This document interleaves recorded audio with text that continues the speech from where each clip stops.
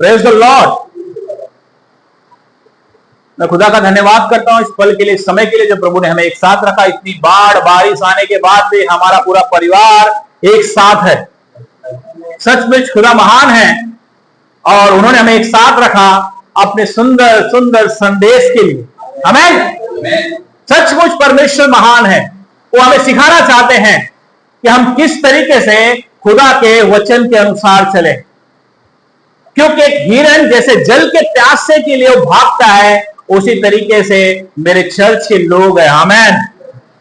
क्योंकि वो भी तैयार हैं कि हमें खुदा के भवन में जाना है, चाहे बाढ़ आए चाहे कुछ भी आए। मैंने कहा ना, अगर मन की तैयारी है तो पत्थर भी पिघल जाता है।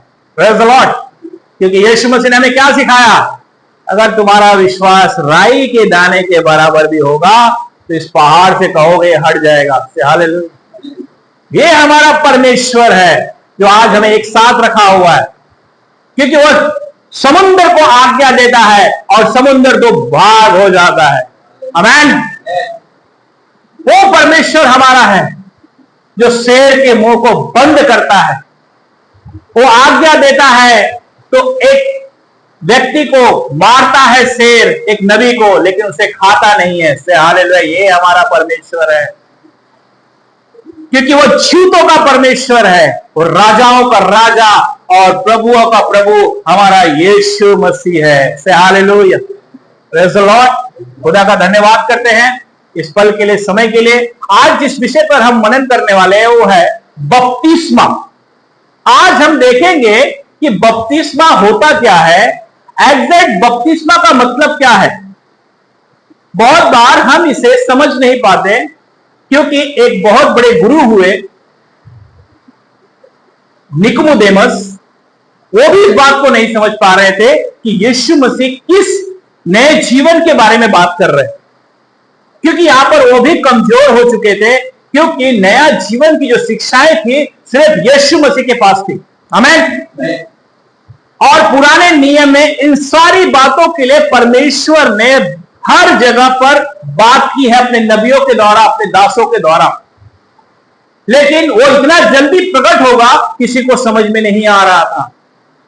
हालेलुया। आज हम इन्हीं चीजों को खुदा के वचन से सीखेंगे कि सचमुच यीशु मसीह ने जो हमें सिखाया, उसने कहा जो शरीर से जन्मा है वो शरीर है, जो आत्मा से जन्मा है वो आत्मा है। आमीन। आज हम इसी पे मनन करने वाले हैं, क्योंकि हम आज सीखेंगे कि सचमुच बपतिस्मा होता क्या है।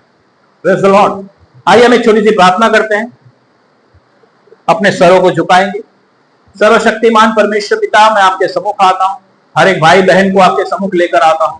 प्रभु छू और ब्लेस कर पिता, हर एक भाई बहन की आत्मिक आंखों को खोल प्रभु, के तेरे वचन को सीखे और अपने जीवन में लागू करे। प्रभु शैतान के सारे गढ़ को तोड़ता हूं प्रभु जी, इस नए जीवन के लिए प्रभु जी, जो शैतान हर एक बीज बोता है प्रभु जी, उसे यीशु के नाम से तोड़ता हूं प्रभु जी।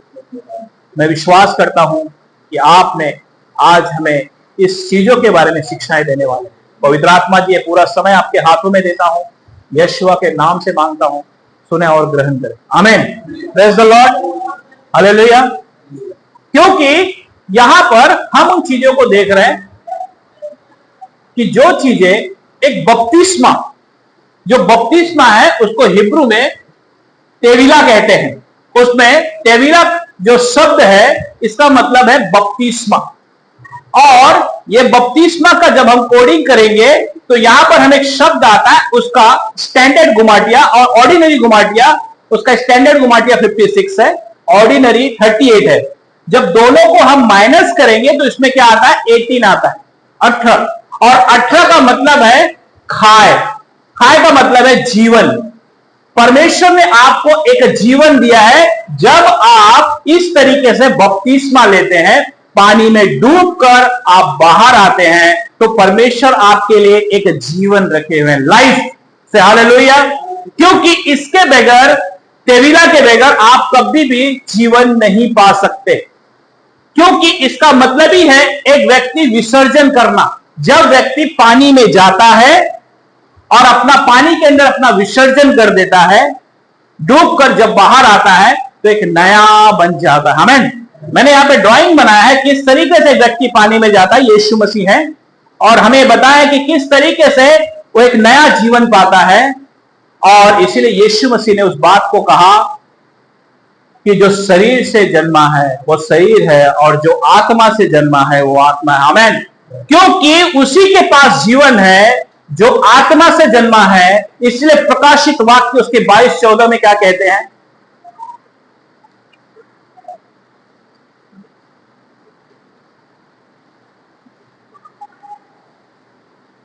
धन्य वे हैं जो अपने वस्त्र धो लेते हैं, उन्हें जीवन के पेड़ के पास आने का अधिकार मिलेगा और वे फाटक से होकर नगर में प्रवेश करेंगे। हालेलुया। क्या महान परमेश्वर है हमारे।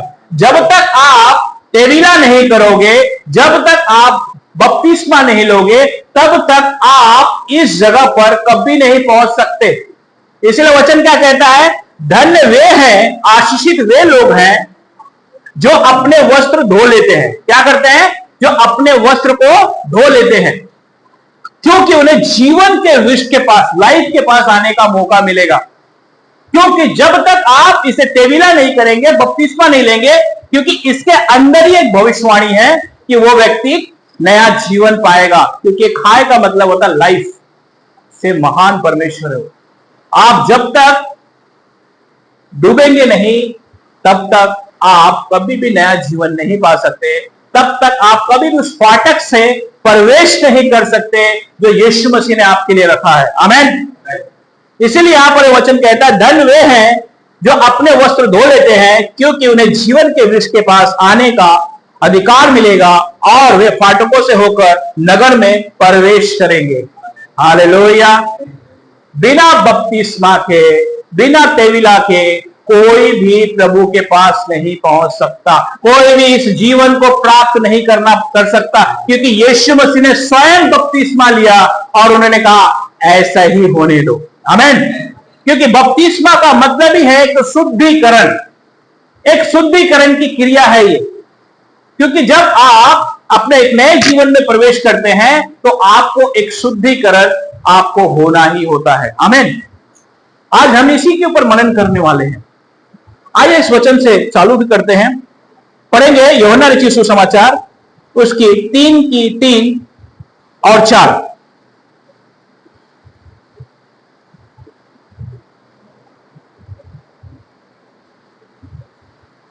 यीशु ने उनको उत्तर दिया, मैं तुमसे सच सच कहता हूँ, यदि कोई मनुष्य नए सिरे से न जन्मे तो वह परमेश्वर के राज देख नहीं सकता।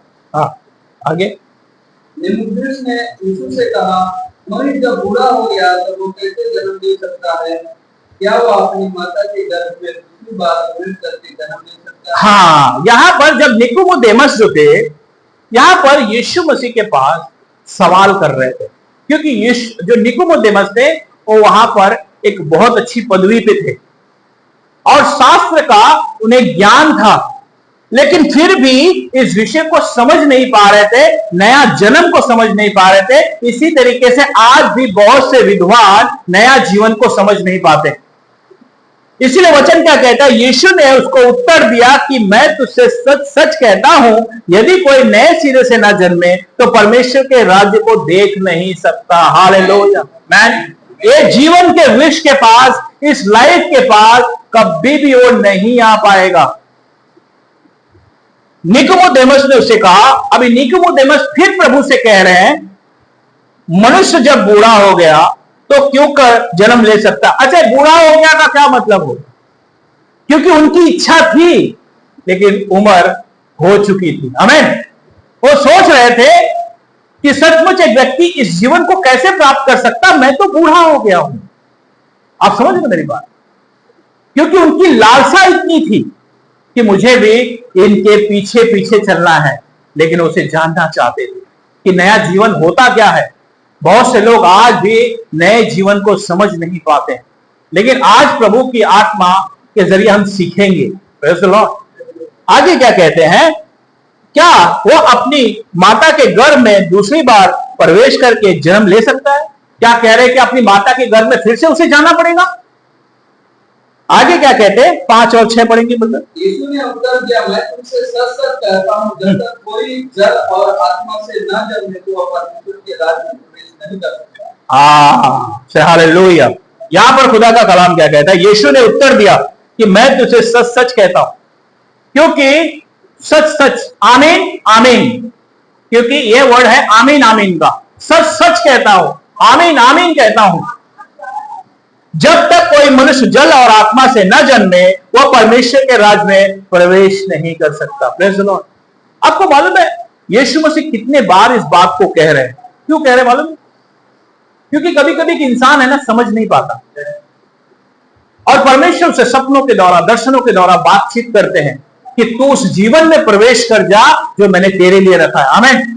बहुत से लोग उस चीजों में संदेह करते हैं, बहुत से लोग उसको पा भी नहीं पाते। क्यों? क्योंकि संदेह के कारण उस जीवन में प्रवेश नहीं कर पाते। जब परमेश्वर के स्वर्गदूत आने वाले थे हमें वस्त्र पहनाने के लिए, तब मैं और मेरी पत्नी हम दोनों बपतिस्मा ले चुके थे, लेकिन मेरी दोनों बेटियां बपतिस्मा नहीं ली हुई थी। अब जब तक बपतिस्मा नहीं होगा तब तक वो वस्त्र कैसे पहन सकते हैं?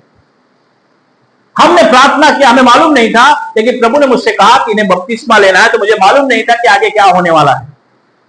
लेकिन जब मैंने प्रार्थना किया तो प्रभु ने कहा कि इन्हें बपतिस्मा लेना है। मैंने कहा ठीक है प्रभु, तो मुझे सपनों में बता दे कि मैं इन्हें जाकर बपतिस्मा दे दूं, क्योंकि उम्र कम थी। आप समझिए मेरी बात। और वैसे ही दूसरे दिन परमेश्वर ने इन्हें सपना दिखाया और परमेश्वर ने योजना बनाई और हम गए और दोनों को बपतिस्मा करवाए। आमीन। और उसी बपतिस्मा के 3 महीने के बाद परमेश्वर का स्वर्गदूत आए और हम चारों को एक वस्त्र दिए, जैसे प्रकाशित वाक्य उसकी 22 की 14 में लिखा हुआ है। आमीन। Praise the Lord. क्योंकि जब तक आप यहां से निकलेंगे नहीं, जब तक इसमें अपना जीवन विसर्जन नहीं करेंगे, तब तक आप कभी भी उसके राज्य में प्रवेश नहीं कर पाएंगे। मेरे पापा ने मुझे कहा, जब मैं बपतिस्मा लेने जा रहा था, तो उन्होंने कहा क्या करने जा रहा है तू, तुझे मालूम नहीं? मैंने कहा मुझे काम करना है, क्योंकि मैं परमेश्वर को जान चुका था कि वही एकमात्र परमेश्वर है। मैं कभी किसी के लिए सुनता इसलिए क्योंकि परमेश्वर सच्चा है। शैतान किसी की भी जरिए आपके जीवन को परमेश्वर के राज्य में आने के लिए वो रोकेगा। आमीन। क्यों? क्योंकि ऐसा ना हो कि आप उसके राज्य में प्रवेश कर जाओ, क्योंकि बिना शुद्धिकरण के कोई भी उसके राज्य को देख नहीं सकता। इसलिए यीशु मसीह यहां पर क्या बात करते हैं? यीशु मसीह कहते हैं, यीशु ने उत्तर दिया कि मैं तुमसे सच सच कहता हूं कि जब तक कोई मनुष्य जल और आत्मा से ना जन्मे तो परमेश्वर के राज्य में प्रवेश नहीं कर सकता, जैसे प्रकाशित वाक्य में उसने 22 और 14 में कहा है।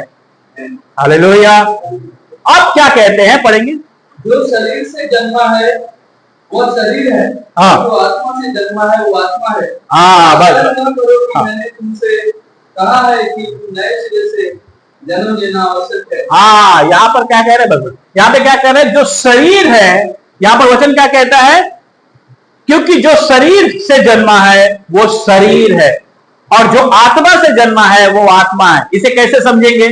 जो शरीर से जन्मा, आप अपने माता पिता से शारीरिक जीवन से जन्म लेते हैं और आपके अंदर कोई भी आत्मिक चीजें नहीं होती। आप पैदा हुए, संसार की चीजें आपके अंदर आई और वहीं पर आकर मट्टी में सो गए। ये शरीर से जन्मा हुआ इंसान है जो अपनी मां के पेट से निकलता है और यहीं तक सीमित रहता है, उससे ज्यादा वो आगे नहीं बढ़ता। लेकिन बाइबल बताती है पवित्र आत्मा से जन्मा हुआ व्यक्ति स्वर्ग के आत्मा से जन्म लेता है, पिता के आत्मा से जन्म लेता है और उस राज्य में प्रवेश करता है जो उसने परमेश्वर ने हमारे लिए रखा हुआ है। आमीन। आप समझे मेरी बात? हम अपने पिता से आत्मिक संबंध बनाते हैं, रिश्ता बनाते हैं। क्यों? इसीलिए हम जब नया जीवन लेते हैं तो हम स्वर्ग आया जाया करते हैं। आमीन। Praise the Lord. क्योंकि ये वो आशीष है कि जब तक व्यक्ति आत्मा से नहीं जन्मे तब तक वो कभी भी नए जीवन को प्राप्त नहीं कर सकता, क्योंकि वो कभी भी आत्मा की बातें सुन नहीं सकता। जो शरीर है वो हमेशा पापमय शरीर है, क्योंकि शरीर जो होता है हमेशा पाप करता है। लेकिन जो आत्मा से जन्मा हुआ है उसे पवित्र आत्मा जब मिलता है तो वो उसे समझाता है, सच्चाई का मार्ग बताता है, बाइबल के हर एक वचन उसके हृदय में होते हैं और वो पापों से दूर भागता है। से हालेलुया। ये वो चीज है कि जब आप आत्मा से जन्मेंगे, आत्मा से जन्म लेंगे, तो जाकर आपके जीवन में पवित्र आत्मा जी काम करेंगे और आपको हर एक बुराई से बचाएंगे और हर एक उन चीजों से जो आप उन चीजों में परेशान है, उन चीजों में दुखित है, आपको उन चीजों के लिए राह देंगे, शांति देंगे और उसके राज में तब तक, जब तक आप उसके राज में प्रवेश नहीं कर जाएंगे, तब तक आपको सहायता करते रहेंगे। आमीन। हर बुराई से दूर करते रहेंगे। हम एक परमेश्वर के धर्मी जन को देखते हैं कि जो शरीर से जन्मा हुआ है और उसके पाप प्रकट हो जाते हैं। पढ़ेंगे उत्पत्ति, हाँ, उत्पत्ति उसकी 6 की 8 और 9। उत्पत्ति उसकी 6, 8, 9। और प्रभु पृथ्वी पर मनुष्य को बनाने से पछताया और वह मन में अत्यधिक हुआ। तब प्रभु ने नहीं 6, 12, सॉरी 6, 8 और 9 बराबर। हाँ ये है। हाँ ये। और आगे आगे ब्रदर, आगे आगे बढ़िए। हाँ हाँ हाँ से हालेलुया। अब इस बात को बहुत ध्यान से सुनेंगे और समझेंगे। परंतु यहोवा के अनुग्रह की दृष्टि नूह पर बनी रहे। किसके ऊपर बनी रहे? आज बहुत से लोग जो धर्म के काम करते हैं और परमेश्वर की दृष्टि उनके ऊपर बनी रहती है। संसार में जो प्रभु को मानते या नहीं मानते, क्योंकि दोनों के ऊपर मैं बरसाता है और उनकी दृष्टि उनके ऊपर हमेशा बनी रहती है। क्यों बनी रहती है? क्योंकि वो परमेश्वर का भय मानते भी काम करते हैं वो। लेकिन आगे क्या कहते हैं? नूह की वंशावली है, नूह धर्मी पुरुष और अपने समय के लोगों में खड़ा था, क्योंकि ये परमेश्वर को सचमुच पहला स्थान देकर और खड़ा व्यक्ति था और परमेश्वर ने नूह को चुन लिया था। आमीन। और वचन क्या कहता है? और नूह परमेश्वर ही के साथ साथ चलता था। आमीन। Praise the Lord. परमेश्वर के साथ साथ चलने वाला व्यक्ति एक शरीर से जन्मा हुआ व्यक्ति है। Praise the Lord. आप समझ रहे हो मेरी बात? शरीर से जन्मा हुआ व्यक्ति है ये। क्योंकि जो शरीर से जन्मा हुआ व्यक्ति है वो शरीर है, क्योंकि शरीर का पाप प्रकट हो जाता है। पढ़ेंगे उत्पत्ति उसकी 9 की 21।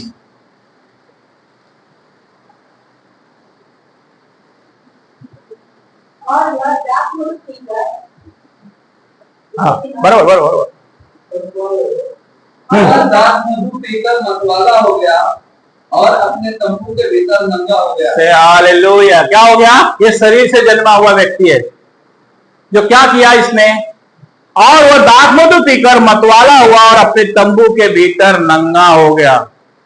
शरीर से जो जन्मा हुआ व्यक्ति हमेशा इसी तरीके से रहते। अब इसका मतलब आप ये सोचोगे कि क्या नूह परमेश्वर के भय में नहीं चलते थे? चलते थे, लेकिन यहां पर तब तक मसीहा आया हुआ नहीं था। आप समझ रहे मेरी बात? लेकिन यहां पर हम क्या सीख रहे हैं कि जो शरीर से जन्मा हुआ व्यक्ति, उसके पाप प्रकट हो जाते हैं और उसको वहां पर, क्योंकि वहां पर अगर हम सही से देखेंगे तो वहां पर उसके लिखा हुआ है कि उसके पाप प्रकट हो जाते हैं। इंग्लिश में पढ़ेंगे तो वहां पे बहुत अच्छा लिखा हुआ है, क्योंकि जो अनकवर्ड उसके पाप प्रकट हो जाते हैं। प्रकट होने का मतलब समझ गया? आप जब शरीर में जीने लगोगे तो क्या होगा? आपके पाप सामने जाके प्रकट हो जाएंगे। ये शरीर से जन्मा हुआ व्यक्ति है। क्यों? क्योंकि इस समय मसीहा यहां पर नहीं थे। हालेलुया। लेकिन हम खुदा का धन्यवाद करते हैं कि मसीहा हमारे समय में है। आमीन।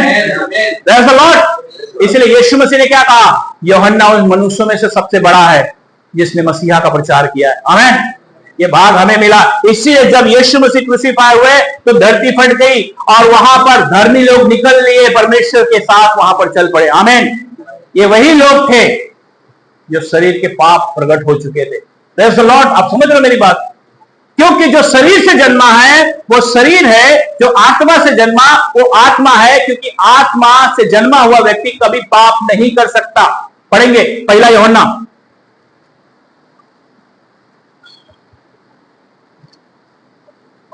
उसकी 3 अध्याय 9, 3 की 9।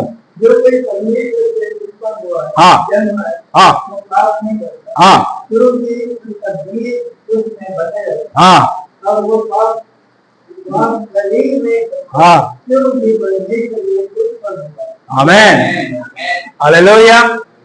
खुदा का कलाम कहता है जो कोई परमेश्वर से जन्मा है वो पाप नहीं करता, वो पाप कभी नहीं करेगा। जो अपना जीवन यीशु को समर्पण ही नहीं किया है उसके पाप प्रकट हो जाएंगे। लेकिन ये यीशु मसीह का धन्यवाद हो कि उन्होंने हमें पवित्र आत्मा दिया हुआ है, आमेन। क्योंकि जो पवित्र आत्मा हमें मिला है, जब हम तुरंत बपतिस्मा लेते हैं तो हम पवित्र आत्मा से भर जाते हैं। और ऐसा नहीं कि आप जब यीशु मसीह को जानते हो तब आप पवित्र आत्मा नहीं पाते, बट तभी भी हम जब विश्वास करते हैं तभी भी हमें पवित्र आत्मा मिलता है। लेकिन ये सामर्थ एक अलग होती है, आमेन। आप समझे मेरी बात? ये सामर्थ एक अलग, इसमें हमेशा व्यक्ति भटक जाता है। ये जब तक ये नहीं करता, जब तक वो तेविला नहीं करता, तब तक वो कभी भी परमेश्वर के साथ उसके रिश्ते सही नहीं हो पाते। वो गिरेगा, बिखरेगा, ये करेगा। क्यों? क्योंकि जब तक आप अंदर नहीं जाओगे, आपका विसर्जन नहीं होगा, तब तक आप में नया जीवन नहीं आएगा, आमेन। और इसीलिए वचन यहां पर बात करता है जो कोई परमेश्वर से जन्मा है वो पाप नहीं करता, क्योंकि वो पाप कर ही नहीं सकता। क्यों नहीं कर सकता? क्योंकि उसके अंदर परमेश्वर का बीज है, आमेन। उसके अंदर परमेश्वर का वचन है। आप जब कोई पाप करने जाएंगे तो आत्मा आपको याद दिला देगा, आपके सामने वचन भेजेगा कि ये काम मत करो, हालेलुया। क्योंकि वो पाप नहीं कर सकता। अगर पाप कर भी दिया, एक मेमना दिया हुआ है, आमेन। वो तुरंत अपना रिपेंट करता है और फिर नया बन जाता है, हालेलुया। ये महान परमेश्वर है जो इस समय हमसे बातें करता है। ये वही परमेश्वर है जिसने हमें अनंत जीवन दिया है। ये वही परमेश्वर है जिसने अपने राज्य में हमें प्रवेश करवा रहे हैं, आमेन। और एक वचन पढ़ेंगे अय्यूब की पुस्तक, उसकी 14 की 4।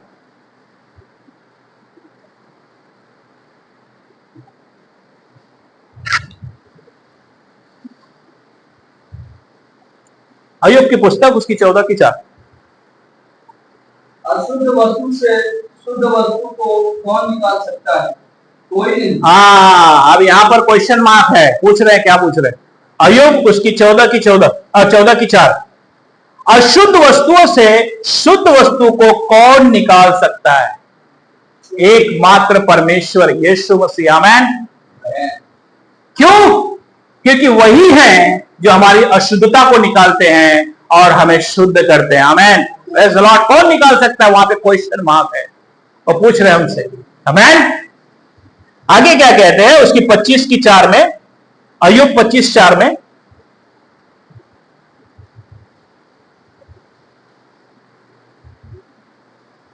मनुष्य परमेश्वर की दृष्टि में धर्मी कैसे ठहर सकता है? हाँ जो शरीर से ऊपर हुआ है वो कैसे निर्भर हो सकता है? हालेलुया। क्या महान परमेश्वर है हमारे। हर एक चीज का उत्तर आपको पवित्र शास्त्र में मिलेगा, बस आपको उसके करीब आना है।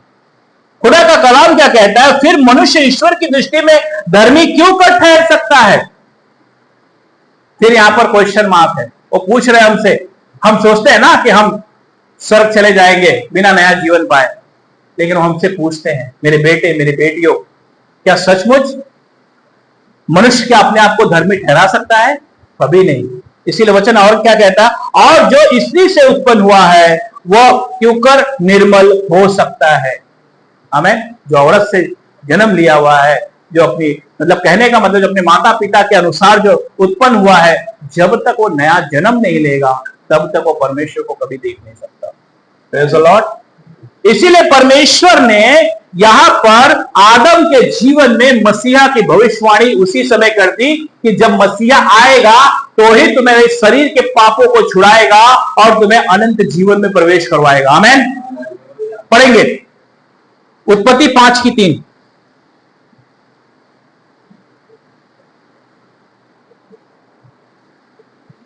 इस वचन को बहुत ध्यान से सुनेंगे और इसे मनन। 130 वर्ष का हुआ तब उसके द्वारा उसकी समानता में उसी के स्वरूप के अनुसार एक पुत्र उत्पन्न हुआ, उसने उसका नाम शेत है। से हालेलुया। अब इस वचन को मैं पढ़ता हूं, बहुत ध्यान से गौर कीजिए। जब आदम 130 वर्ष का हुआ, यहां पर क्या है, कोमा है, रुको अब इसे समझे कि 130 वर्ष वो कहां था। जब यहां पर आदम 130 वर्ष के बाद सेत का जन्म हुआ, लेकिन जब परमेश्वर, जब आदम और हव्वा एक साथ थे तो वहां पर कैन और हाबिल का जन्म हुआ। लेकिन जब कैन ने हाबिल को मार दिया तो उसके बाद से उन्हें मालूम हो गया कि यह बीज सर्प का बीज था। आप समझ गए मेरी बात। इसीलिए आदम 130 वर्ष ऐसा बताया जाता है कि हव्वा के पास नहीं गए। लेकिन जब परमेश्वर का आत्मा उन्हें लीड किया, उसके बाद यहां पर वचन क्या कहता है, जब आदम 130 वर्ष का हुआ तब उसके द्वारा उसकी ही समानता में, उसी की समानता में एक आदम से जीवन आया और एक आदम से मृत्यु आई। आप समझ गए मेरी बात। एक आदम से मृत्यु आई और एक आदम से जीवन आया। यहां पर वचन क्या बात कर रहा है, तब उसके द्वारा उसी की समानता में, उसी के स्वरूप के अनुसार एक पुत्र उत्पन्न हुआ, उसका नाम शेत हुआ। आमीन। यहीं से पीढ़ी चालू हुई मसीहा की। आमीन। यहां से माना जाता है कि यहां से मसीहा का, यही पीढ़ी से मसीहा आने वाला है। Praise the Lord. उसने अपने ही स्वरूप के अनुसार एक पुत्र को पाया। इसीलिए यहां पर एडम, जब आदम है, इसका हिब्रू में नेम है आलेफ डेलेफ मैन। यहां पर आलेफ के अंदर अब्राहम आता है, डेलेफ के अंदर डेविड आता है और मैन के अंदर मसीहा आता है। यहीं से वो एक स्वरूप के अनुसार एक पुत्र को पाया, उसका नाम शेत था। इसीलिए उसका नाम नियुक्त किया हुआ है। उसका मीनिंग है शेत का मतलब इसी समय नियुक्त किया हुआ है। आमीन। ये मसीहा का एक चिन्ह है वहां पर। Praise the Lord. इसीलिए मैथ्यू 1:1 में क्या कहते हैं, पढ़ेंगे।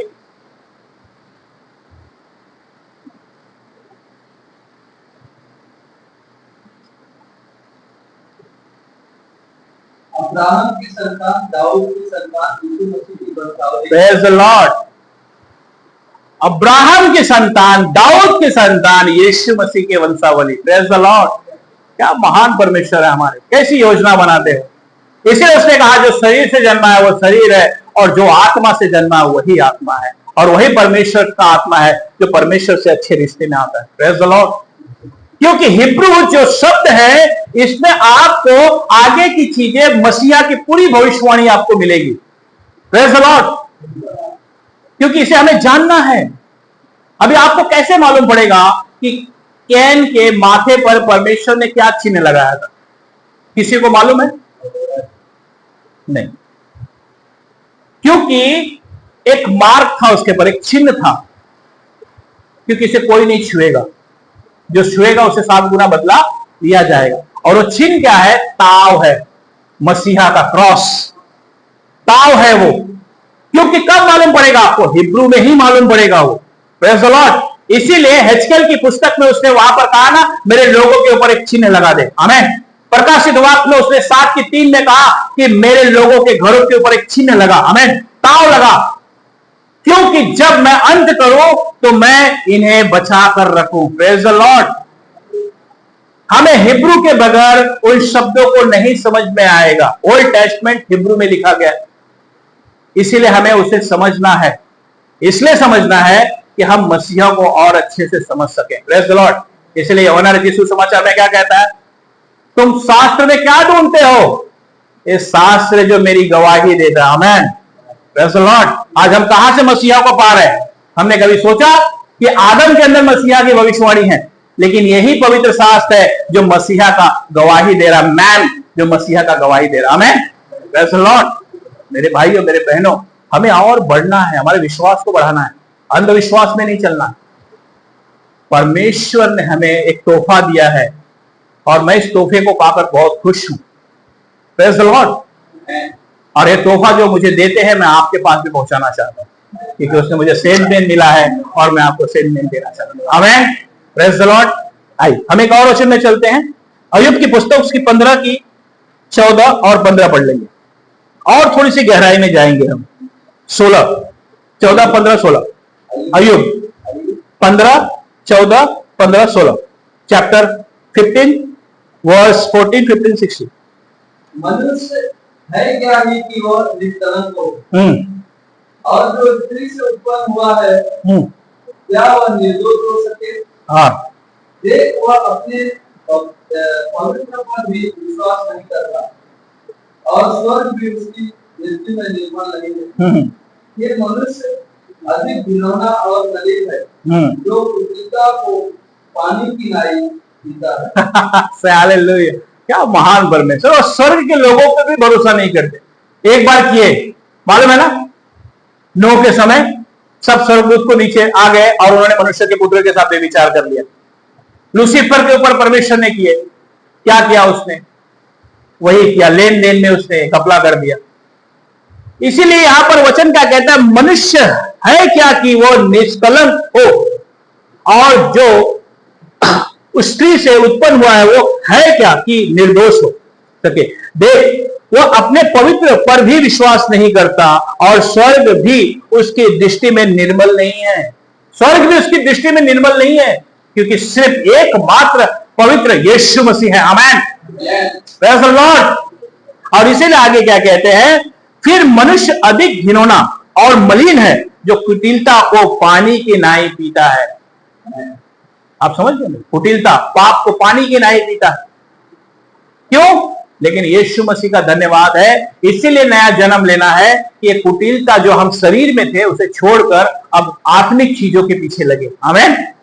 इसीलिए नया जन्म लेना है। नया जन्म हमारे लिए वो चीज है कि जो परमेश्वर के राज्य में प्रवेश करना है। शैतान आपको इसके लिए बहुत बार रोकेगा, लेकिन आपको तैयार होना है, आपको उसके राज्य में प्रवेश करना है। आगे क्या कहते हैं? भजन संहिता उसकी 51:10।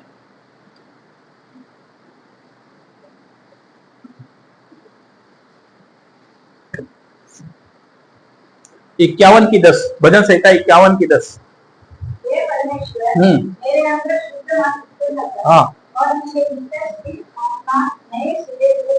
हाँ, प्रेज द लॉर्ड। यहां पर क्या है? भजनकार कहते हैं मेरे अंदर शुद्ध मन उत्पन्न कर और नए आत्मा नए सिरे से उत्पन्न कर। और यहां पर पवित्र आत्मा हमें दे दिया गया है। आमीन। आप समझ गए मेरी बात? जब हम नया जीवन लेते हैं तब हम आत्मा हमारे साथ हो जाते हैं। आमीन। आप उनके साथ कैसे जीवन बिताते हैं आपके ऊपर है। अगर आप अपने मंदिर को साफ सुथरा रखेंगे, शुद्ध रखेंगे, तो पवित्र आत्मा आपके अंदर हमेशा वास किए रहेंगे। आमीन। ये बात हमेशा ध्यान रखिए। इसीलिए यहां पर क्या है, मैं आपको थोड़ा इसमें और लेके चलता हूं। ये टैट है। टैट का मतलब जो ये क्या होता है कि अगर इसे हम, ये वाव है और ये जाइन है। अगर ये वाव जो है एक मनुष्य को बताता है, और जाइन जो है सबात के दिन को बताता है, 7वें दिन को बताता है। और जब एक मनुष्य 7वें दिन के इधर झुकता है, विश्राम दिन के पास आता है, तब जाकर वो उसके वचन से भरता है। और जाइन का मतलब होता है तलवार, वेपन, और उसके वचन से भरता है। और ये जब होने के बाद क्या होता है, यहां पर मैं थोड़ा सा बता देता हूं।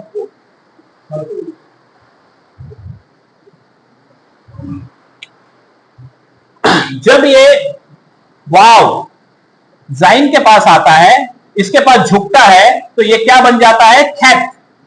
इसको उल्टा करेंगे तो खैत होगा। खैत का मतलब होता है अलग। क्या है? आप संसार से अलग कर दिए गए हो। आमीन। और जब आप संसार से अलग कर दिए तो उसके घर के वारिस हो गए, बैक उसके घर में चले जाओगे। और जब उसके घर में रहोगे तो आपको 10 कमांड्स मानना पड़ेगा। योद है जो 10 गुमाटिया है उसका। उसके बाद आप उसकी शिक्षा को प्राप्त करोगे। लेमेट जो एक चरवाहा होता है, पहले आपको सीखना होगा, और फिर हे उसकी यात्रा में चलना होगा। आमीन, प्रेज़ द लॉर्ड।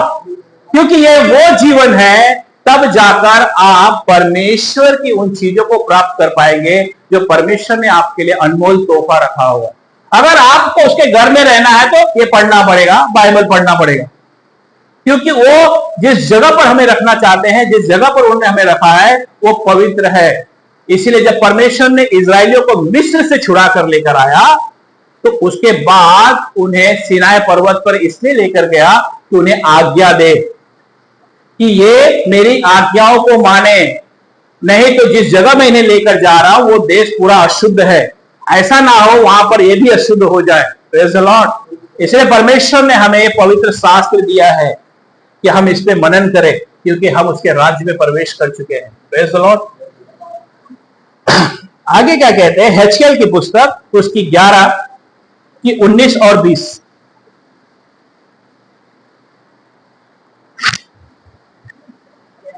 हाँ, 11 की 19 और 20।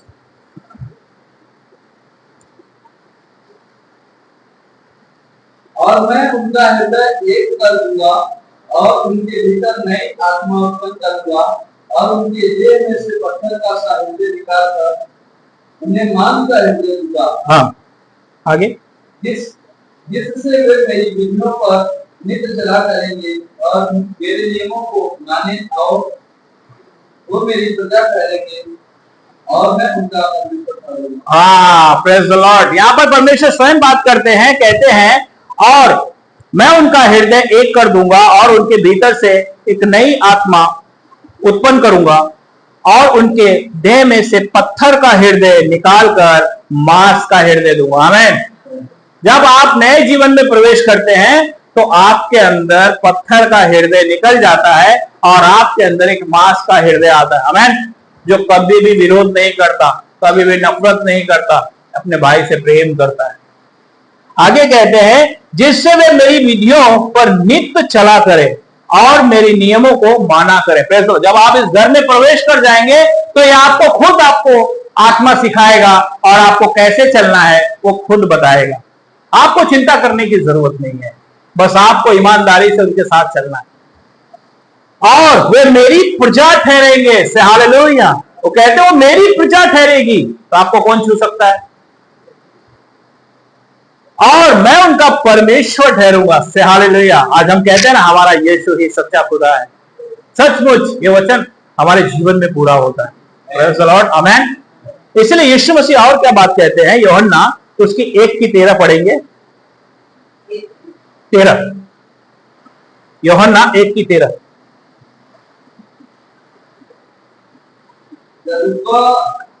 से 1 की 13। हाँ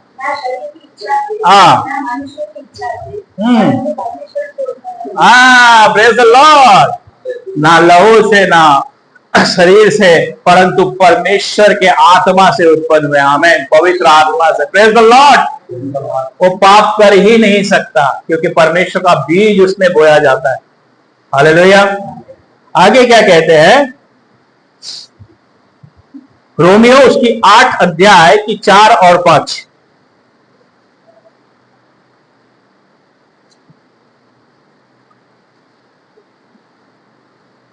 रोमियो 8 की 4 और 5।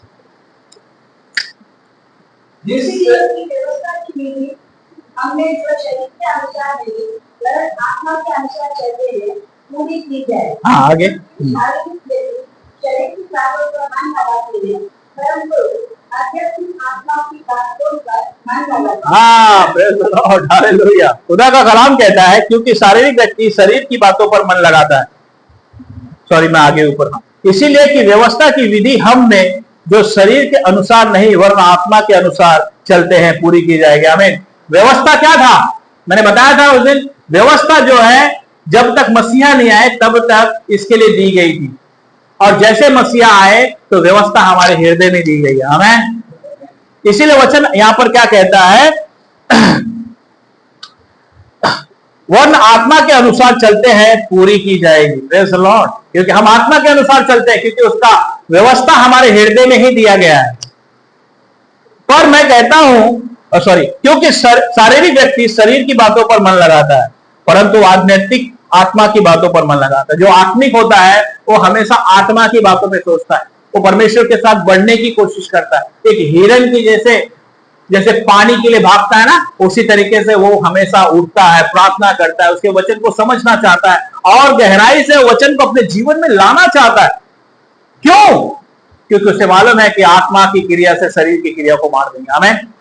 क्योंकि जब आत्मा से भरोगे तो शरीर की लालसा कभी नहीं पूरी कर पाओगे, लेकिन जब आत्मा से नहीं भरोगे तो क्या करोगे? फिर संसार के पीछे डूबने लगोगे। आगे क्या कहते हैं, गलातियों उसकी 5 उसकी 16, 17, 18, 19, 20।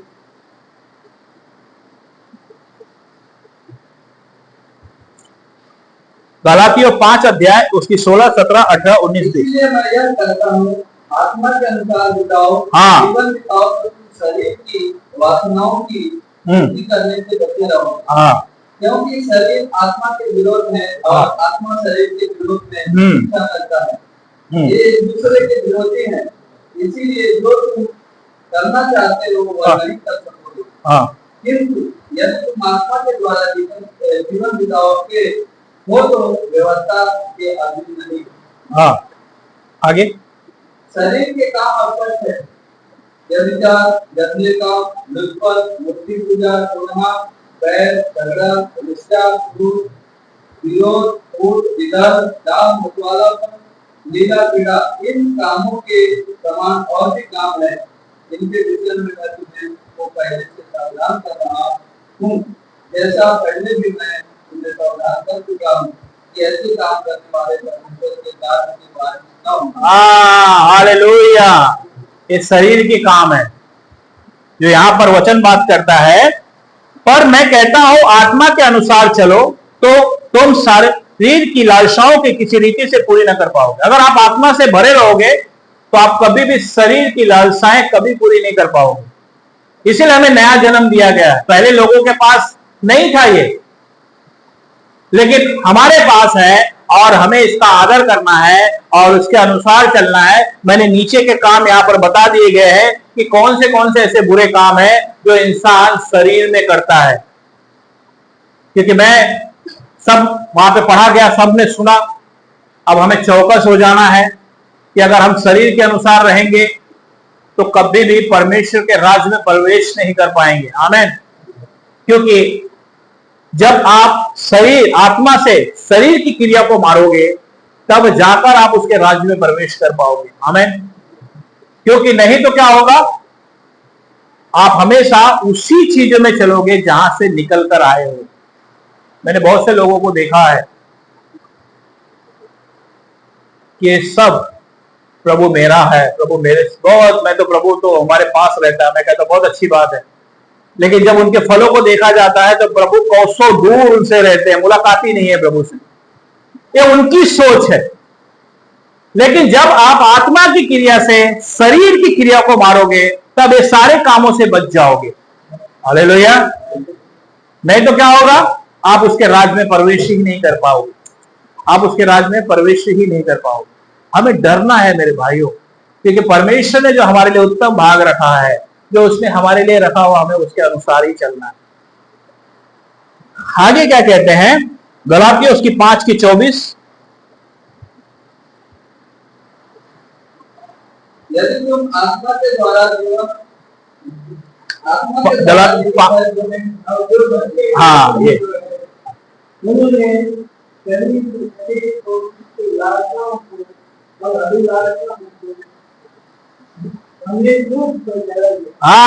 से हालेलुया। यहाँ पर खुदा का कलाम क्या कहता है, जो मसीह यीशु के हैं। यहाँ पर वचन क्या बात कर रहा है, जो मसीह यीशु के हैं। यहाँ पर हमें रुकने को बोला जा रहा है। अब इस पे हमें मनन करना है। यीशु का कौन है, जो अपने शरीर को क्रूस पर बलिदान कर देता है। आमीन। और आत्मा के अनुसार जीने के लिए अपना जीवन समर्पण करके यीशु के पीछे चलता है। और जब यीशु के पीछे चलता है तो सबसे पहले मैंने बता दिया कि उसके काम क्या क्या है, और वही व्यक्ति इस जगह पर प्रवेश कर पाएगा, खाए में जा पाएगा, उसको जीवन मिलेगा। नहीं तो हम इसमें कभी भी प्रवेश नहीं कर पाएंगे। अगर हम अपने आप को क्रूस पर बलिदान नहीं करेंगे तो आप कभी भी मसीह के राज्य को नहीं देख पाएंगे। सिर्फ सुनने में अच्छा लगेगा, हाँ प्रभु तो मेरे हैं, मैं तो हर दिन चर्च में गया, लेकिन 6 दिन कहां थे? 6 दिन तो अपने जीवन जी रहे थे जैसे हमें जीना है। मेरे भाई बहुत दर्दनाक है। यीशु मसीह आ जाएंगे, लेकिन जब आप उस समय दुहाई दोगे ना, तो वो दर्द इतना खतरनाक होगा कि आप अपने बच्चों को भी नहीं बचा पाओगे। सोचो कितना दर्दनाक होगा। कि मैं आपको आगाह कर रहा हूं, जो बाइबल बता रही है उसके बारे में आपको बता रहा हूं कि आप डरो और परमेश्वर के पास सही से चलो। Praise the Lord. क्योंकि आपके परिवार के लिए, आपके जो आप जीवन जी रहे हैं उससे बाहर आ जाओ और उसके अनुसार चलो, क्योंकि यीशु मसीह आपके ऊपर तब तक अनुग्रह करते रहेंगे जब तक वो आ नहीं जाते। इसीलिए उसने कहा कि जो पहले मृत्यु का भागी हुआ है, अगर हम रैप्चर हो गए, जिसके ऊपर दूसरी मृत्यु का कोई अधिकार नहीं है। दूसरी मृत्यु वो है न्याय का, और उसमें सोचो कैसा न्याय होगा। अगर हम पहले समय वो रैप्चर हो जाएंगे तो वो न्याय का समय हमारे लिए होगा ही नहीं। हमें, आप समझ लो मेरी बात। नहीं तो क्या होगा, फिर आप खुद तो खड्डे में गए और अपने पूरे परिवार को भी ले डूबे। इसलिए तैयार रहो। आप अगर मसीह जीवन पा चुके हो और मसीह को अपना जीवन दे चुके हो, अपने आप को क्रूस पर बलिदान कर चुके हो, तो यीशु के अनुसार चाल भी चलो। नहीं तो क्या होगा, पाप प्रकट हो जाएगा, सब कुछ प्रकट हो जाएगा, कोई गुप्त में नहीं है। इसीलिए प्रभु के साथ ईमानदारी से चलो, उसके साथ बने रहो। इसके लिए हम एक और लास्ट वचन पढ़ लेंगे, फिर से उसे 22 प्रकाशित हुआ, उसके 22 की 14 पढ़ लेंगे।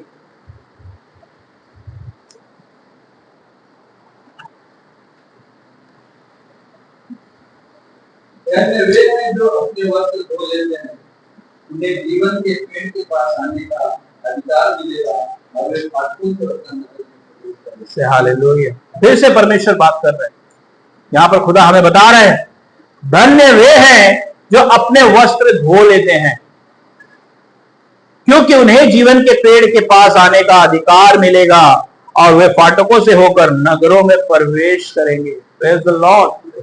क्या महान परमेश्वर है। हमें खुदा के साथ चलना है। समय बहुत कम है। उसने कहा नूह के समय को याद करो और देखो कैसे उसमें खाया पिया करते थे और मौज मस्ती किया करते थे। आज अगर आप एक बार टेलीविजन उठा के देख लो, न्यूज़पेपर पढ़ लो, तो आपको सारी चीजें वही मिलेंगी। इसीलिए तैयार हो जाओ, यीशु मसीह कभी भी आ सकते हैं। अपने आप को तैयार करो। परमेश्वर आपको एक नया जीवन दिए हैं और उसके अनुसार चलो। आमीन।